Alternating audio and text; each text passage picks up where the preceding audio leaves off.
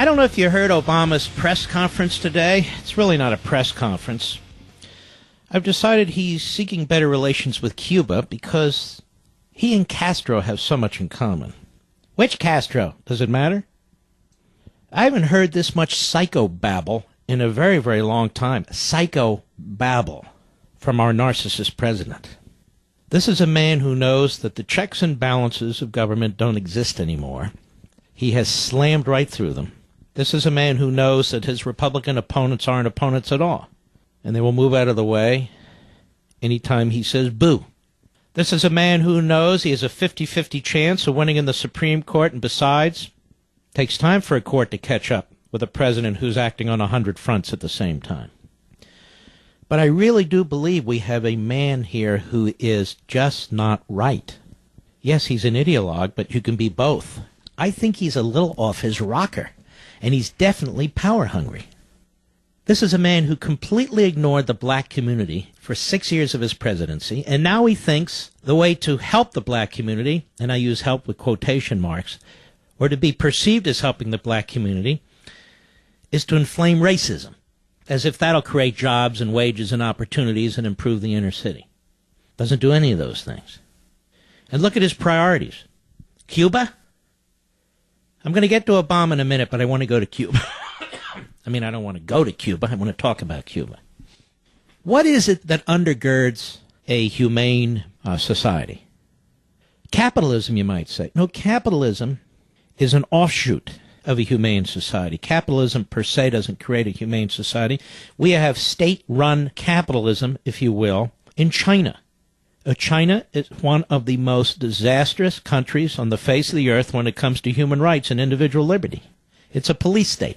In fact, it's the biggest police state on the face of the earth. If you disagree with me, go to Tiananmen Square and start criticizing the communist oligarchy there. So it's not capitalism, although you must have capitalism in a civil society. That's not what drives it. I just gave it away. It's the civil society. This was the great mistake that Bush made, that all his mouthpieces in the media today pushing another Bush are making. You can't have a democracy project without a civil society. That's not Burkean, that's Rousseauian. It's also absurd. You need a civil society. Many of you have read Liberty and Tyranny. That's what I talk about. Chapter 1, the civil society. We've talked about Marx and Engels in the Communist Manifesto. What do? What do they promote? The destruction of the civil society. So what did the Castro boys do in Cuba? Destroyed the civil society.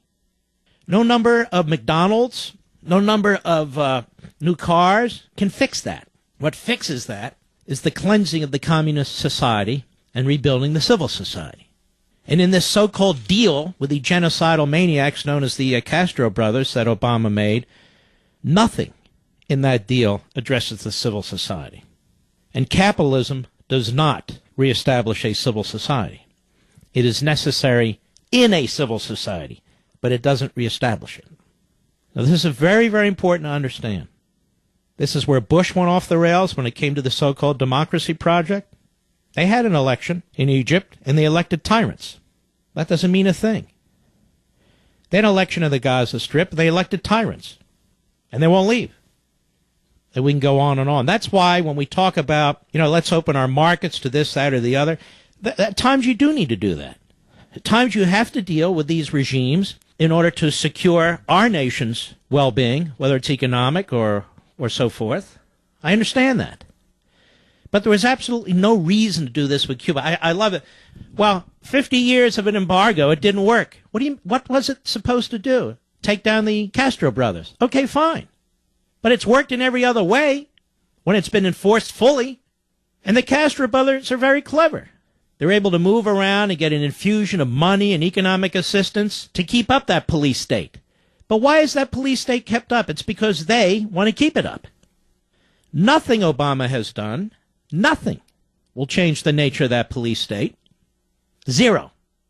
And so when we have these libertarians and free market types, and I happen to be one myself when it comes to this issue, so confused about the basis of society, it's very troubling to me. You need a civil society. From there, you build a capitalist system. From there, you build a representative republic. This is basic stuff. This is John Locke. This is what our own founders followed. It's not about elections per se. It's not about trade per se. Those are critical elements after you establish the civil society. I just wanted to underscore that point and make it as clear as I know how. Again, that doesn't mean that there are times, particularly dire times, when you don't build alliances with, temporary or otherwise, or relationships with countries and governments that are really repugnant. But there was no reason to do this with Cuba, in my humble opinion. Zero. And we'll listen to Raul Castro's daughter, Mariela Castro, through a translator yesterday. Cut 5, go. If the U.S. thinks these changes will bring Cuba back to capitalism and return to being a servile country to the interest of the most powerful financial groups in the U.S., they must be dreaming.